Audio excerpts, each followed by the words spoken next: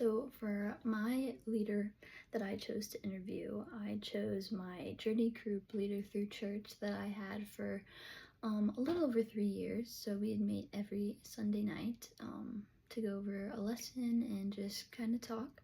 And her name is Nicole Shields. She's a mom of three, and she had been active in like preschool stuff, teaching there. And just when my group was the first group she decided to do that was high schoolers, because she had a lot of her kids were going into middle school and high school, and so she just kind of wanted to understand what her kids would be facing through helping to lead and talk with us. And she had always had, she said, an appreciation for organized and kind leaders that would really just listen to her, and try and kind of make connections rather just being strict and almost rude in a way. And so she just really appreciated the leaders that would listen, and that's what really influenced her to want to be that type of leader. One of the first challenges she said that she faced when joining my group was that she didn't really know many people. We already had one leader there, and so she was kind of joining in and was our second leader, and she ended up being basically our head leader actually by the end.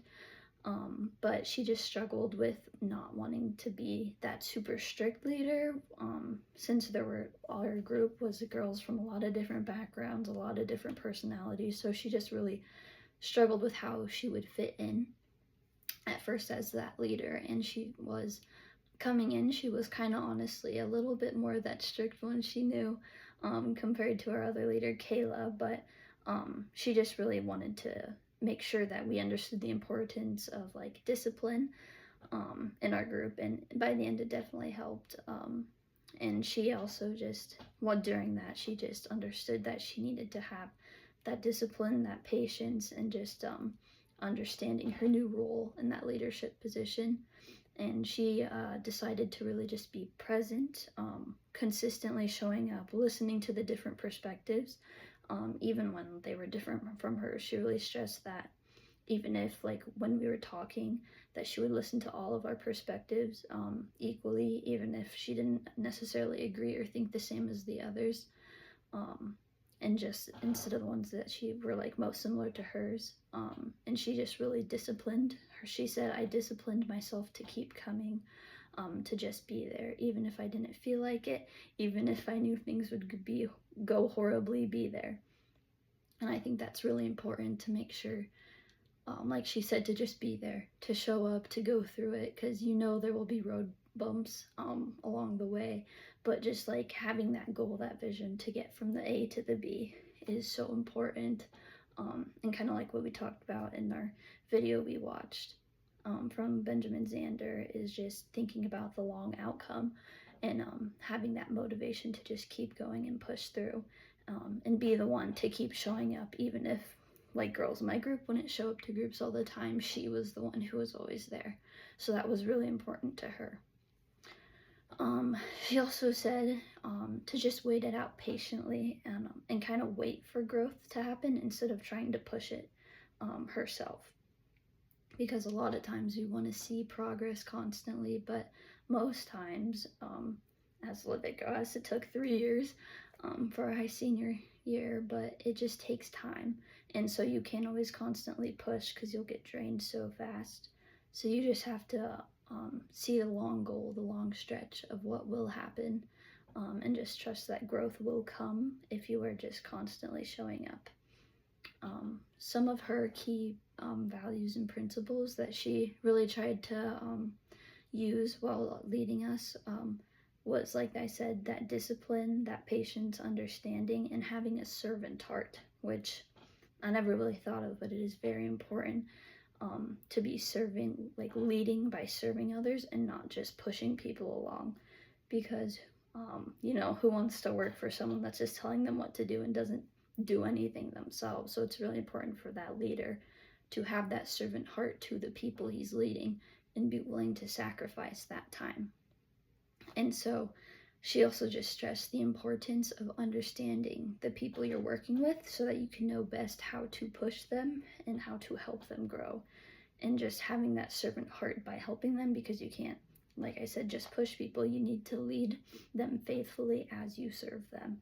And I think that's super important to making sure that you just guide people along the path the best way that fits them, and not just being that dictator over them, telling them everything to do, but understanding what will work best for them, and just basically get them to reach their full potential the fastest. Another thing she highlighted was that when she did have to make those tough decisions in our group, is really just focusing on prayer, going to the higher up, waiting for perspectives from them, and also just, she said, talking to her husband, talking to trusted friends who had been in similar positions. One of the leaders I knew that she had talked to, and I can definitely see how much she pulled from her and her style of teaching, and then just like getting perspectives from as many people before she moved on. And she said just to move forward and fly and go with it is sometimes what you have to do, because she commented on how sometimes she tends to get analysis paralysis, where she almost didn't want to do anything that would make someone uncomfortable, or just like really create a drift, but just make sure that you just push through, just go with it, and know that it'll lead to the better outcome in the end. And to just like draw that strong boundary between caring what people thought and knowing what needed to get done, and the importance of keeping that mind on the goal rather than getting stuck in the mud and dragging your feet through it.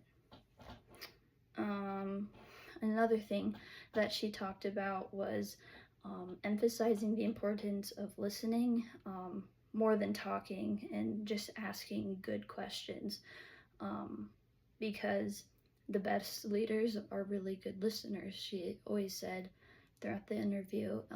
And I think that's also important, because she wanted to make sure that us, as she was teaching us, she would ask us questions that she knew the answers to, but she said that she wanted us to answer and really think through the reasons of why we believed that, so that we could grow and like realize why we think the way we do, and just come to realize that ourselves, rather than being spoon-fed the answers. And so just seeing like our growth through that really impacted her, and just made her like stay consistent with wanting to keep coming. And I think that was really important to realize, how important it is that, yes, just giving answers won't help anyone. Making sure you understand why you do something is so important. And that really helped me grow through why I thought the way I did. And I know other people in my group thought the same. And so she just said that the goal of any good leader is to make leaders. And through those questions that were not easy questions all the time, we just really grew into leaders ourselves. And then like would start to ask her questions, and I think it was just a really good back and forth, that by the end, like in the beginning, we were not like focused, not paying attention, but by the end, because she stuck through, we were able to just grow and become leaders, like she noted. And I think that was really, really cool to see the final kind of almost finished product. She also, when like the work life and like home life, she obviously had her own family she was dealing with, so she really just emphasized the importance of making sure not that her two lives didn't bleed into one another, where boundaries are crossed and she was leaving one thing to do the other. So she really stressed that too, which I never really thought about, of making sure that you're not like sacrificing your family to be with the church group, because both are very important. And so just making sure you have those boundaries versus like between almost like your personal goals and the goals she had with our group. And so just being able to balance those and have that, she said, a no is a no type of mentality when balancing her professional goals. And so I think she said also like communication helped get through that, like especially when we'd ask her to do something, and if she said no, we knew it was a no. And I think that was really important too, to make sure also that you can stay focused on one goal to the other goal, um, and just stay constantly moving forward rather than getting distracted or too overwhelmed. Because if you feel too overwhelmed, like she said, you could get that analysis paralysis and not be able to really move forward. Some of the what she did comment on, the like key quality of a leader is really just being a servant and like leading by example, and just like staying disciplined and persevering, because things will not always be easy, and you'll do things you don't want to do, care about things you don't want to care about, but just listening well, and like clear communication, clear and concise communication, practicing constantly, these things will help you become a good leader, and just like thinking through your reasons for why you want to do it, and having that confidence, and showing others, kind of giving them that confidence through your reasons too, will help make a good leader and help effectively make other leaders. And for one of her things for advice for being an aspiring leader, she said, anything that you've said and decided that is worth doing, the follow through is what is most important and what people will see.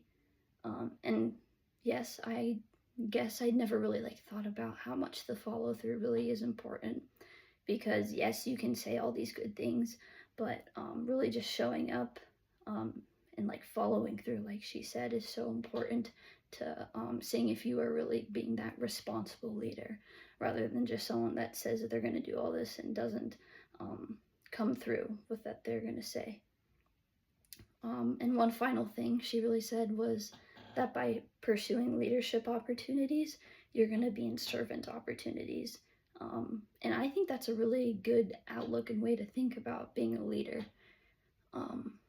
Because being a leader, like, yes, you'll have power and stuff, but you'll have like subjects like a king would, but you're also a servant to them. You're sacrificing time, you're putting in effort, and that's so important to being a leader. Because nothing will get done if you don't show sacrifice first. No one else will want to sacrifice their time if you don't do that first. So leading by example, and just putting in that effort and sacrifice and having that dream and motivation is so important to having people that want to do the same as you.